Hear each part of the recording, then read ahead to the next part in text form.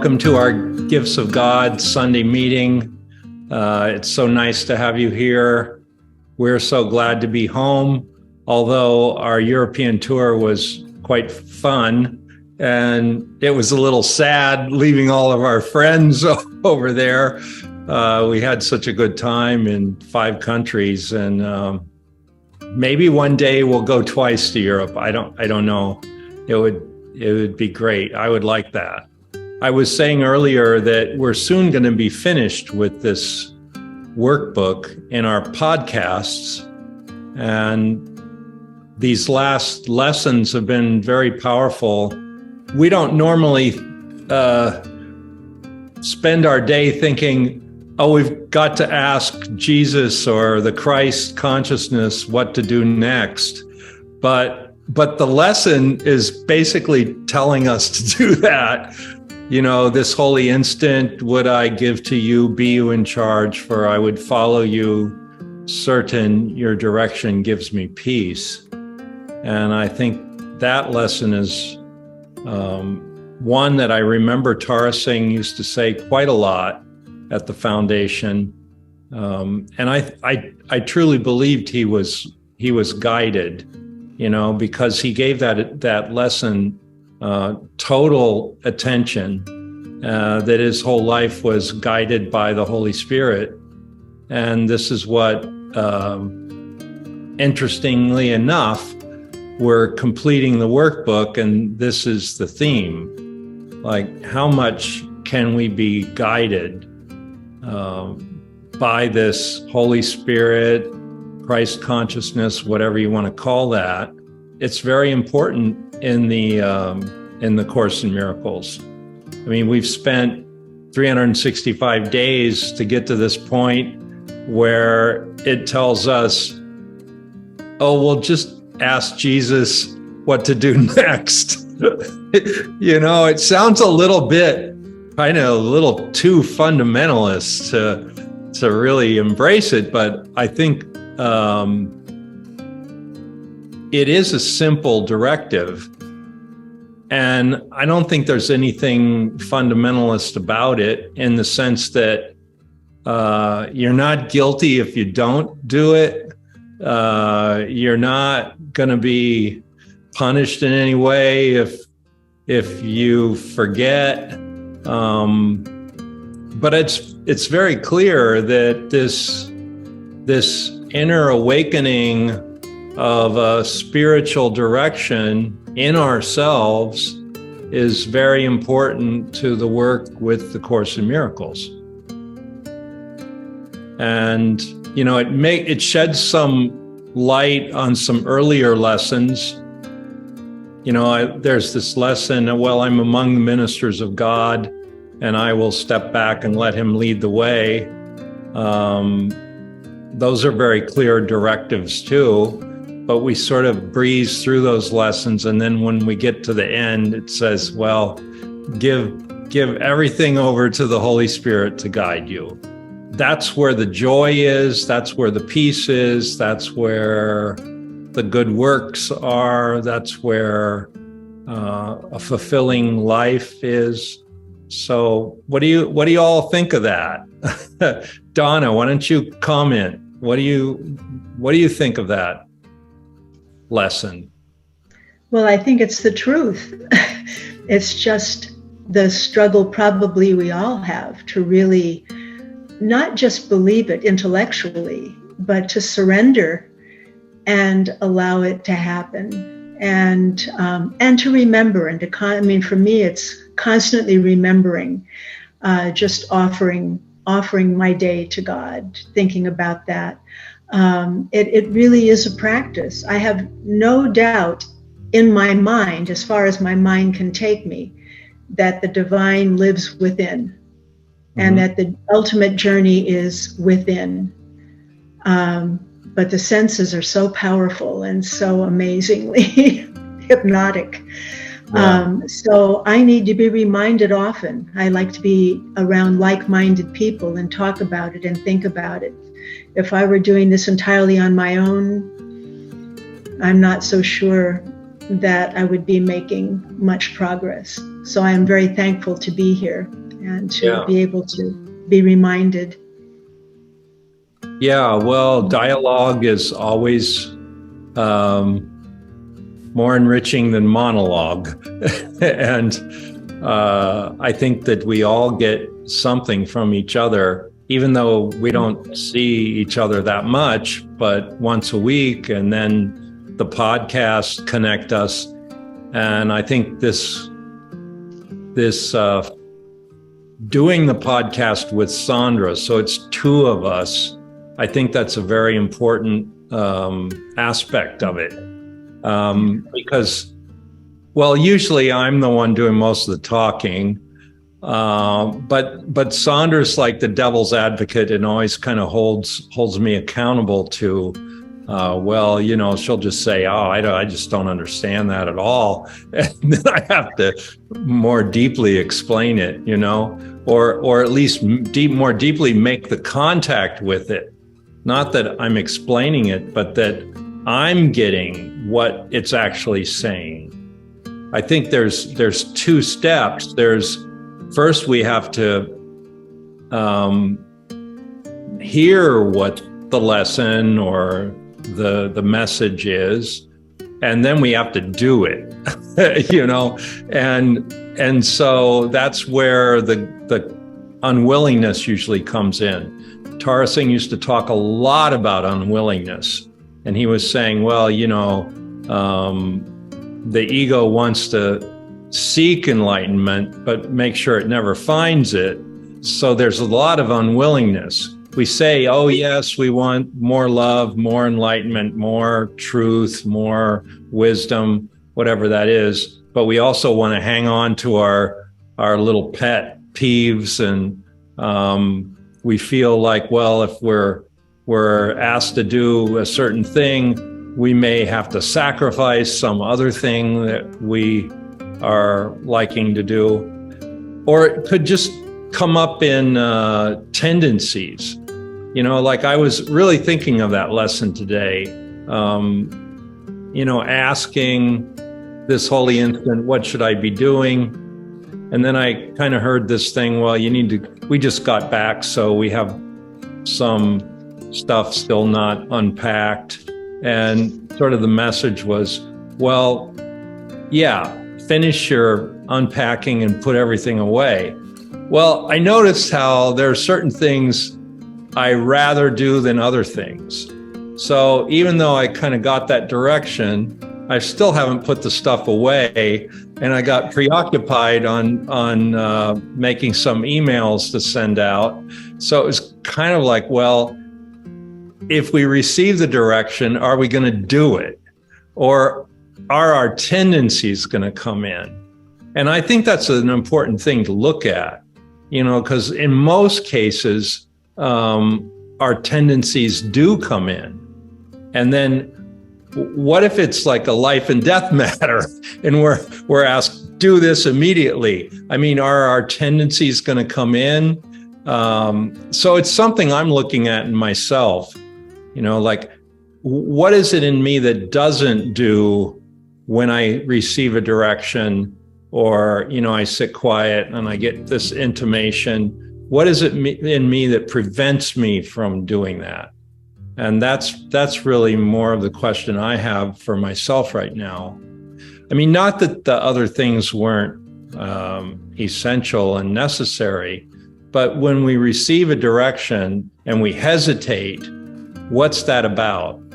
Because the hesitation may be preventing the next direction coming in, you know, like the direction comes in and we can see it and we do it, and then the next direction comes in. But if the direction comes in and we postpone it and we procrastinate and we do something else, then it kind of breaks the flow. You know what I mean? It kind of breaks the lineage of our flow of being in that flow of the direction. So that's what I'm looking at. That's what Sandra and I are looking at right now.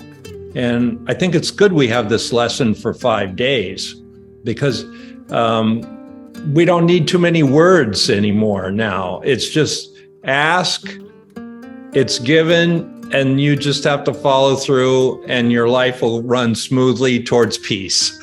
I mean, that's basically what it's saying. How do we feel about that? Monique, how do you feel about that? It's not so easy for me to always know, is this a direction I'm getting, or is this my mind fooling me? Yeah. Because if the direction is very clear and I feel it inside of my body, I'll go for it no matter what. Yeah. I've left jobs because of those directions. I'll do it. Yes.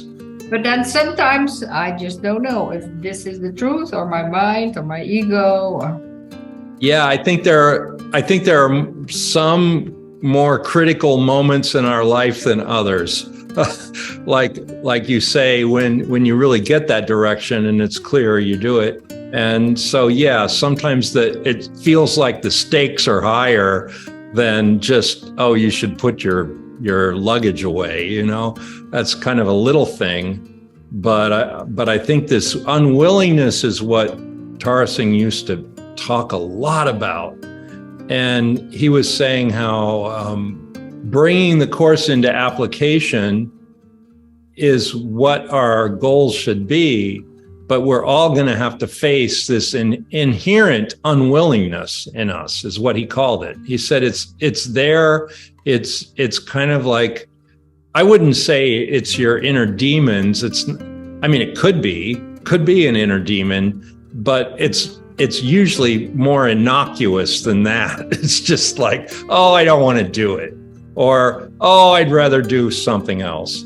You know, that kind of a energy in us, this unwillingness, and then it loses momentum. Like he used to also talk about this. He called it the energy of first thought.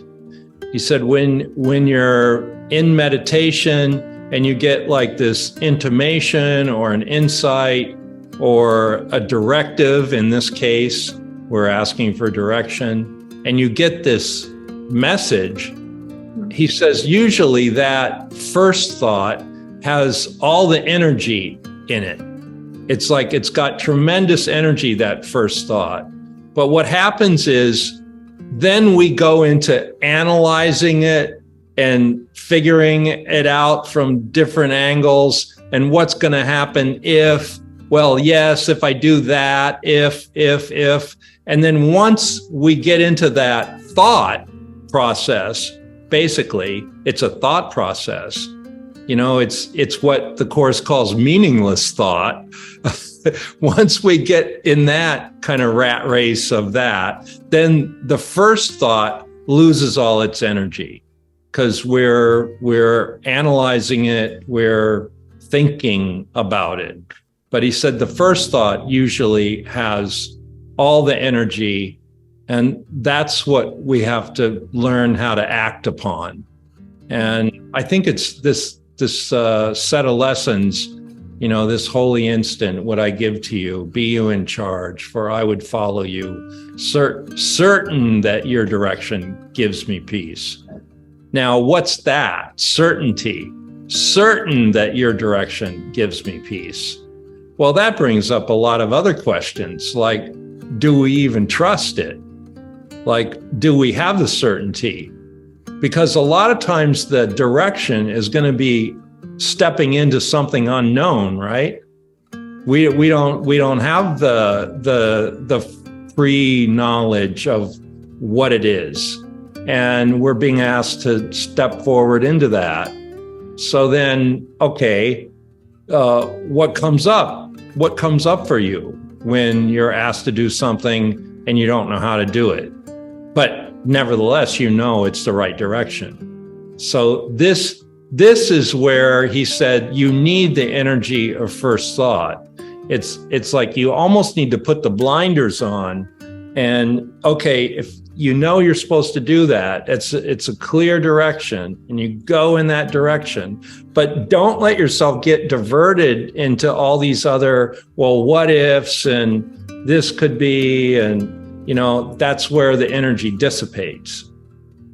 So I think that was a very subtle but very important teaching, is that when we are listening and we're kind of honing our intuition and getting these directions, then how do we respond to it when we get them? Brenda, why don't you say a few words on this subject? I think it's an interesting subject. Yeah. Thanks, Marcus. I was just thinking of all of the times when I have not instantly responded to that first thought with all of the energy that comes with it, and how, well, let me go back a bit. The times that I do, and I absolutely say yes, then everything unfolds in an instant. When I hesitate, or I overthink it, or I want to go to, my personal lie someplace, it's like I'm in stall mode, and then nothing comes about. And all of just the feeling of the freedom of making everything so easy and right there without having to think about it, it unfolds beautifully. I have just a point in my life where for many years, people would ask me to work with them or go someplace to do work. And I've only ever written 3 resumes in my life, and I've done a lot of different things. Mm-hmm. And I just trust that when somebody asks me, that's where I need to be. So, yeah, the hesitating is miserable. Well, I think we're all seeing that we do it. So I think the first step in overcoming a pattern is to see that you have a pattern in the first place, And then once you see it, it's like, it could be the very thing we're asking the Holy Spirit to get the directions for, is to overcome this pattern of uncertainty, procrastination, hesitation, not trusting ourselves. And I think we've all been in those moments when we're stuck, but we've also been in the moments where we just say, okay, I'm going to go for it and see what happens. And it works out beautifully. I remember when we got the direction to move to Washington, we were living in Nashville and we had a very easy life, and it was beautiful too. We had a very nice environment. We lived on this campus of Vanderbilt University, like right on the edge of it. And we had many cultural things right around us. Beautiful park. We had this park that they called it Centennial Park because there was a big fair there 100 years earlier. And they had built a replica of the Parthenon. But the only difference is, there were a couple of differences. One, it wasn't built out of marble like the one in Greece, but it was fully intact, like it wasn't a ruin. So even inside, there was this huge gold Athena sculpture, and we always called it our Divine Mother temple, right? Because Athena's like the goddess energy. And we loved going over there in this park, and we could circumambulate around the Parthenon had these columns all around it, right? And we would walk underneath those columns, and we'd just go around the temple, 3 or 4 times. And it was just like this most wonderful walk we would do every day. And then, immediately now we're like, get the direction, move to Washington, D.C., and our rent was going to be double. That was like, oops, okay, we're willing to go, but now our rent's double. And what do we do about that? So I said, look, it's obviously this is the direction we're getting and we have to follow through. And then I just said to Babaji, look, if you want us to go to Washington, you have to increase our income. And lo and behold, over the few years that we've been here, our income has gone up every year. Even during the COVID, we did very well. So I think that life takes care, that was the subject, I think, my last talk. Does life take care? And life does take care when you completely let go and you let those divine forces guide and direct and help. So I think that when we do it, when we throw ourselves into it, that life does take care and the Holy Spirit leads us correctly. And it's such a much more enriching, beautiful life that we have here than we did in Nashville. Not that our life there was not enriching, but it's just like the ante got upped, and so much more here to experience and think about and create. So we've really enjoyed our time, and it's flown. We've been here 6 years now, and it seems like just yesterday we made that decision to move here. So, and it seems like we're on another Washington assignment now that we've kind of moved apartments and so forth. Yeah. Hey, Michael, nice to see you.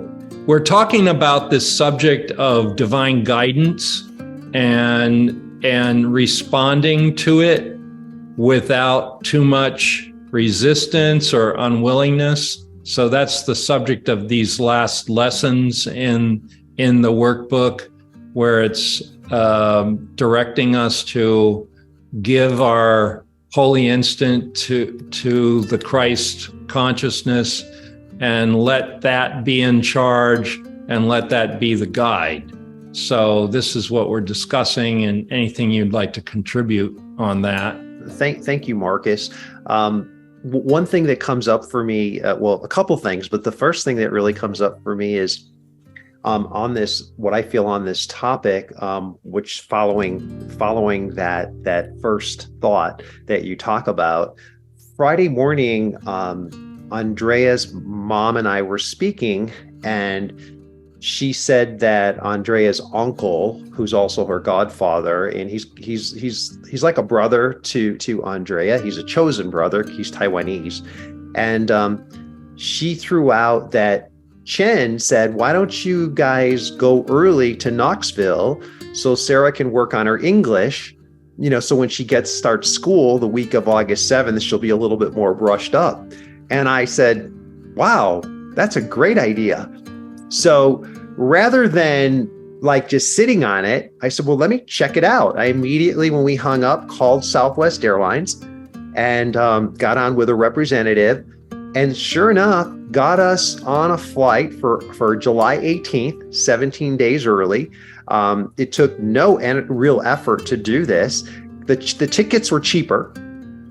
And so like everything just lined up in a divine manner. And I'd been thinking about, like, I don't want to sound like paying my dues to be here in Costa Rica, because I do really like a lot about Costa Rica, but there was this kind of like, boy, wouldn't it be nice if we could get there early? Kind of, it always had been coming up. And I want, and on top of that, my mom's 93 years old. She lives near Wisconsin. So now we're going to get in on the 18th, get settled in, and then go see my mom for about a week or more before she starts school, which my mom's been asking to see her granddaughter. She hasn't seen her since Christmas. So that following that first, like not waiting, just jumping right in and following, the Holy Spirit or what have you, and not thinking about it, right? It just really turned out better than I could have imagined. So that was just really, really remarkable. Mm-hmm. And if I could share just one more quick thing, I've gone to a number of Abraham events over the years. Esther and Jerry Hicks, and I was in the hot seat telling Abraham how I'm an action-oriented guy. And Abraham's comment to me was that when you get that, what you're talking about, when that nudge, that thought, that, like cognition comes up, Michael, when you feel in the energy, when you feel the energy behind it, just go for it. Like just don't think about it, just go for it. And so what you're helping me is to remember, I mean, that was maybe 5 years ago when I was talking to Abraham, but it's just, I guess, it's just a reaffirmation of the fact that it really does work, that first thought, to not get caught up in all the mental gyrations that's so easy to do. So anyway, those are a couple things that just in this short time being with you all, I wanted to share. Well, thank you. Yeah, we think highly of that work that Esther Hicks does. Yeah, it's not exactly the language that we use, but I think what she gets us to see is that there's nothing wrong with desire. Like a lot of Buddhist things, you have to totally overcome all desire. And her feeling is, well, the universe operates on desire. There would be no expansion of the universe without desire. And that desire, it's either in the vortex of joy and receiving, or it's not. And like, you just have to be in the vortex of receiving, and that then desire is like an expansion of your being. I like the way she's redefined desire. And I think that's important. And we see a lot of consistencies with the Course and her work. Yeah. And then her saying, taking inspired action, right? Which I feel that does connect back to the Course, because it's like when the Holy Spirit, I feel like when we allow the Holy Spirit to come through us, then like we're connected, right, to that God source energy to take that action in the moment from that place of inspiration, which is, spirit. So I feel like there is, again, different language, but yet there are some parallels that I think that really can make a difference. Yeah. Thank you. Yeah, I think getting back to this thing about listening and responding, and also seeing, well, what is the block? I know Sandra and I kind of do a lot of muckraking of the ego, when we're asking people to go down and look at their fear of giving up anger, or what's their most negative thought about themselves. I would call that kind of psychological muckraking. And some teachers don't do that. I think the Course in Miracles does that. I think that nothing better than the Course in Miracles describes the insanity of the ego. And some of those passages where it just shows you how the ego thinks, all the selfishness, all the fear, all the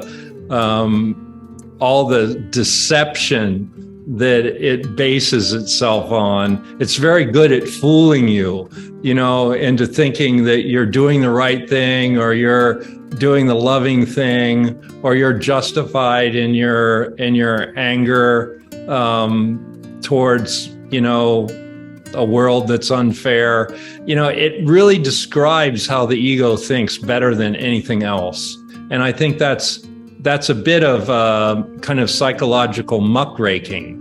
It goes down in there and has us look at those things. Probably the biggest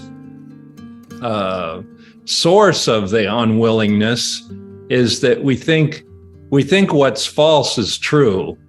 And I know that sounds like too simple of a statement, but the Course does make that statement. It says that your problem is you think the false is true.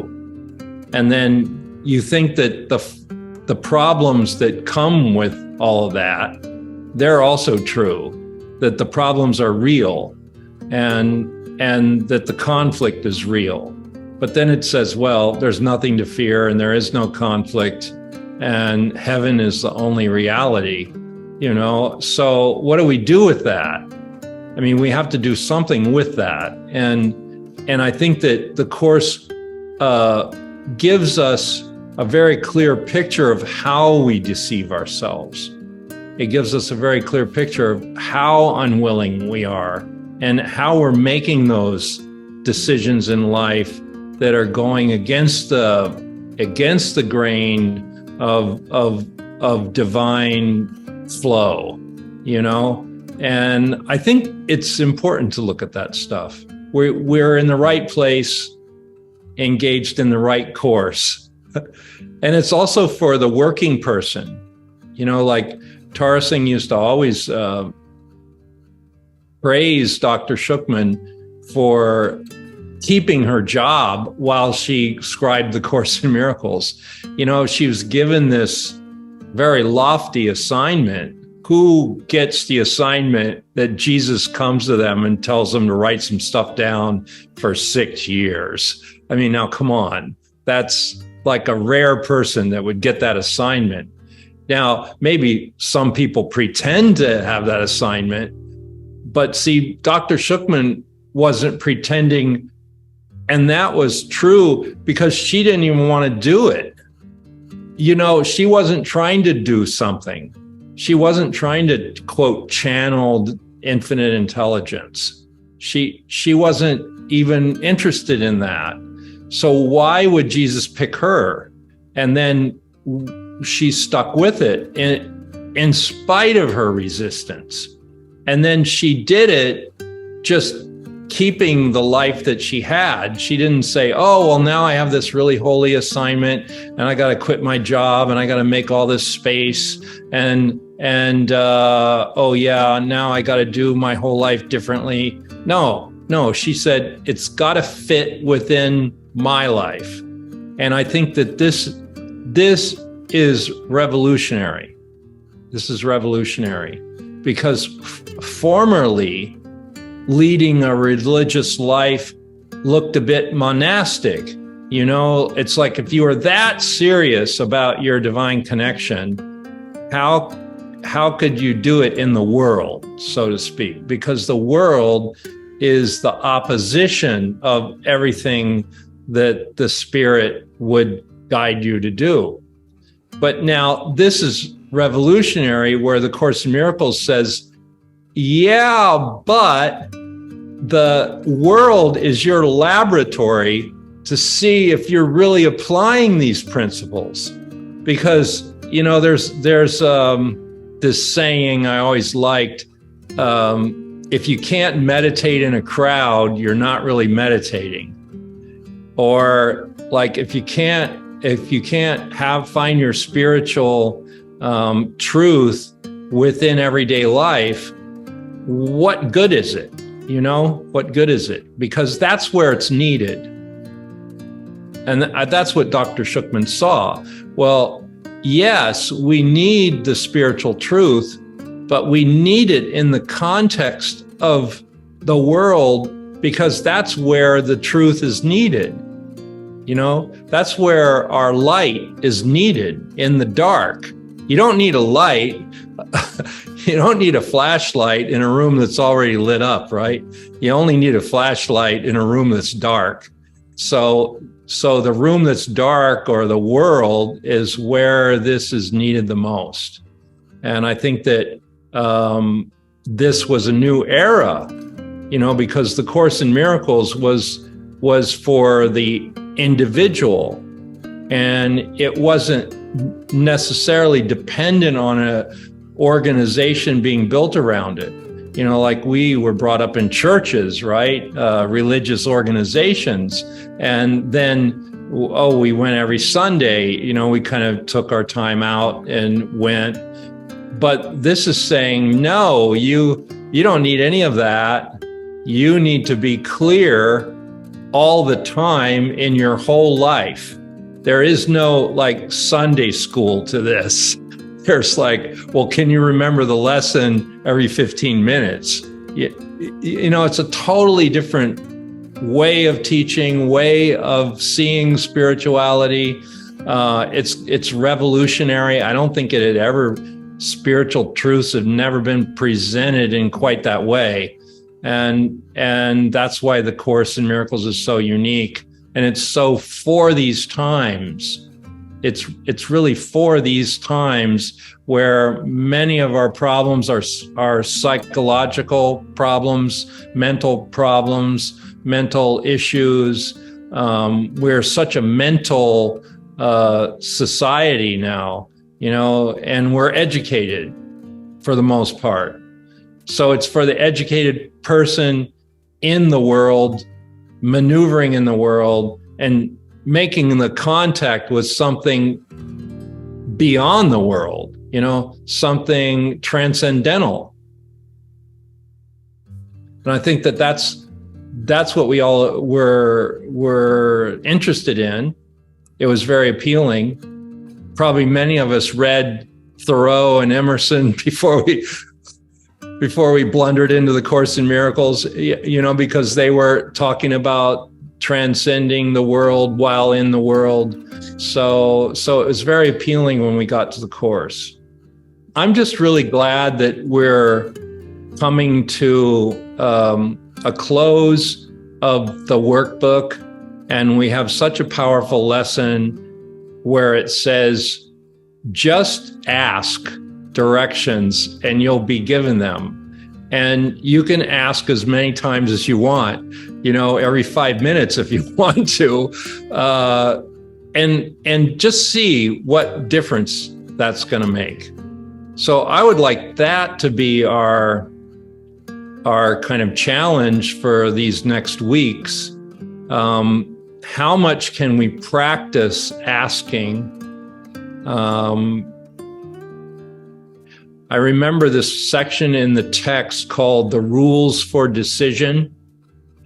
I forget what chapter it's in, but you might want to review that. It's called the Rules for Decision. And the first rule is don't make any decisions by yourself. Basically, it's like ask the Holy Spirit what you're supposed to do, what you're supposed to say, where you're supposed to go. So get in this habit of asking. So I know Sandra and I really want to apply that more than we have been. We always sort of did on big things, but this is asking more frequently and not necessarily on big things and small things. No, just ask for everything, basically, is what it's saying. And then this other rule for decision, it says you have to decide to have a happy day. And if you're not happy, it's because you made a decision by yourself, because the Holy Spirit will never lead you to a conflict or unhappiness or any of that stuff. So if you find yourself embroiled in that, then you have to say first, oh, I must have made a decision by myself and I was wrong. You have to admit you were wrong. If you're not happy, then you have to say, well, I must have made a decision without the Holy Spirit's guidance and I must be wrong. And I ask the Holy Spirit to set you back on track. You may have some undoing in that instant.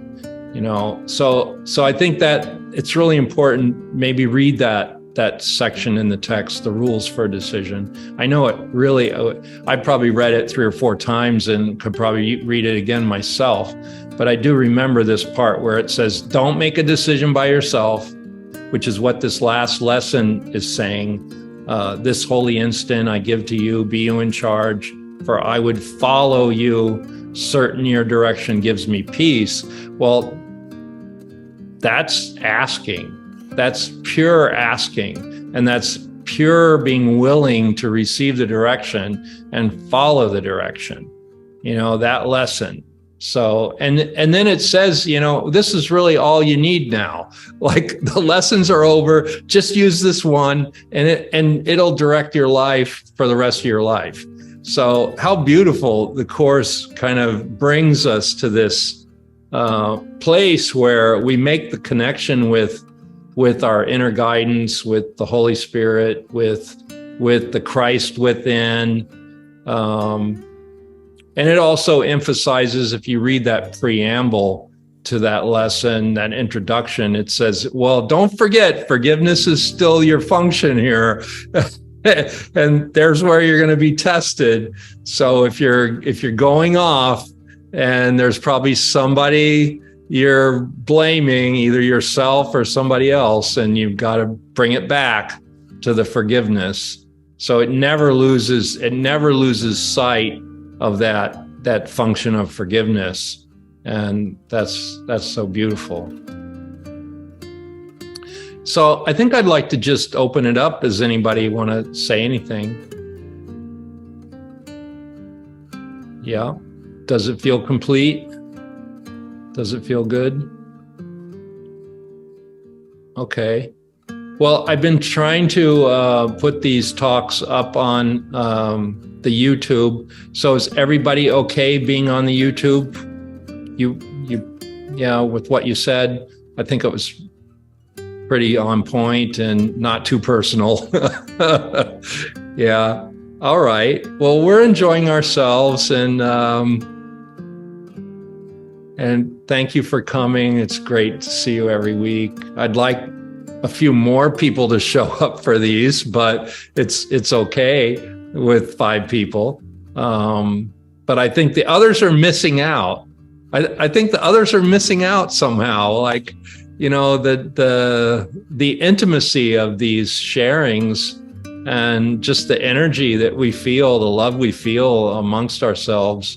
Why would you not want more of that? So I always kind of feel that way, but it's perfect the way it is. So, all right. Well, God bless you all. Great to see you. We'll see you next week, and we'll be talking to you this week too. So, thanks, everyone. Thanks, Marcus. Much love. Thank you so much. Namaste. God bless.